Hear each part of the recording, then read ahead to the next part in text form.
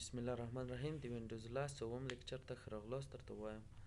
نو موږ په اووم لیکچر کې په دغو سورت بای باندې خبرې کوو، ځکه چې موږ په تیر درس کې په ویو باندې خبرې کړې وې چې موږ ته هغه د صفحې آیکنونه یې ورته ویو کول ښودل یې، هغه یې لارج ښودل، میډیم متوسط یې ښودل او سمال کوچني ښودل، او بل دغه چې موږ څنګه آیکنونه د صفحې په مخ انتقال کړو یوه ځای نه بل ځای ته، او بل الاین چې موږ څنګه لاین ورته ورکړو، او بل څنګه چې موږ بیخي د کمپیوټر څخه څنګه کو د دغه ډیسکټاپ نه یې بیخي ورک کړو. که چېرې موږ په دو باندې کلیک کړی وای د موږ د صفحې نه هغه آیکنونه څنګه کېدل هغه بیخي نه معلومېدل موږ ته.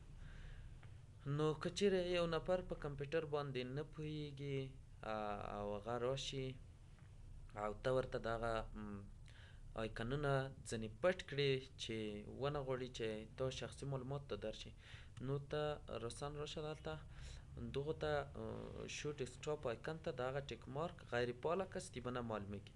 که چېرته دا ورته فعاله کړي نو موږ ته بیرته هغه آیکنونه په ډیسکټاپ باندې ښودل کېږي. نو اوس راځو نوي درس ته سورت بای باندې خبرې کوو. سورت بای موږ ته دغه آیکنونه ترتیب کړه د نیم په اساس، یعنی د A نه تر Z پورې موږ ته ترتیب کړه. که چېرته موږ هغه فایل چې په A باندې شروع وي هغه به موږ ته دلته اول ښیي، همداسې B C همداسې A د A نه تر Z پورې موږ ته څنګه کې وي ترتیبي وي.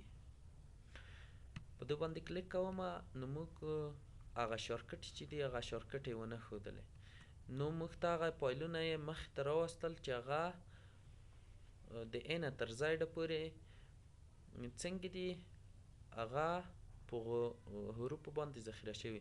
دوهم راځو سایز ته. سایز څنګه د سایز په اساس یې څنګه موږ ته ترتیبوي. مثلا دا فایل دی دا فایل دی، دو ته ګورو د دو سایز چې دی 144 MB دی، دو سایز څومره دی دو سایز 8 MB دی. نو خو دا خو زیات شو. نو که چېرته موږ دا ترتیبوو د سایز په اساس اول مخته به موږ ته دا راځي، بیا به وروسته دا ورته راځي، یعنې داسې به راځي دا به یې پر سر وي دا به لاندې وي، همداسې به یو لاین څنګه کې ترتیبي. نو راځو موږ یې عملي کاریو چې څنګه کې سایز. په سایز باندې موږ کلیک کوو نو اول دغه آیکن چې دی په دغو ټولو کې دا سایز یې څنګه دی زیات دی، دوهم دغه دی، دریم دغه دی، څلورم دغسې پسې رغلی دی. نو موږ راځو بل چیز ته راځو آیټم ته راځو. آیټم یې څنګه ورسره ترتیبي وي.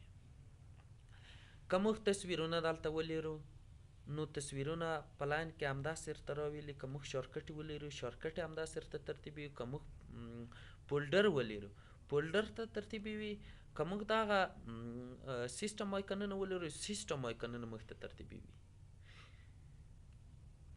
اوس راځو عملي کاریو چې څنګه یې موږ ته ترتیبوي.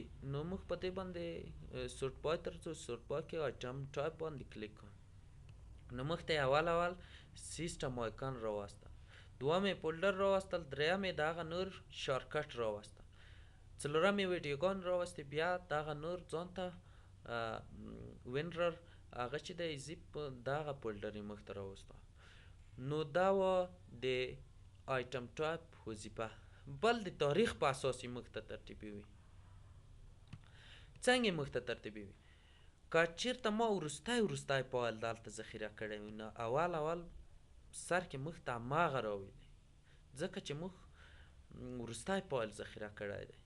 که چېرته موږ پخوا په کمپیوټر کې یو فایل ذخیره کړی مثلا دا ما پخوا ذخیره کړی، نو دا موږ ته دلته دغه اول سر کې په لاین کې نشي ورڅخه ترتیبولی، ځکه چې موږ دا ډېر مخکې ذخیره کړی دی، بیا وروسته نور فایلونه پسې هغه کړي دي، موږ دلته څنګه کړي دي جوړ کړي دي. موږ راځو په دې باندې کلیک کو د ډیټ په اساس باندې موږ ته څنګه ترتیبوي، په دې باندې موږ کلیک کوو. دا هغه فایلونه چې دي دا ما وروستی فایل ما په کمپیوټر کې څنګه کړی دی ذخیره کړی دی. نو دا و د نن ورځې درس. خدای تعالی دې وکړي چې د خوښې وړ هم ګرځېدلی وي او خدای تعالی دې وکړي چې یو څه ترې زده کړئ. نو تر بیا ښه وخت ښې چارې.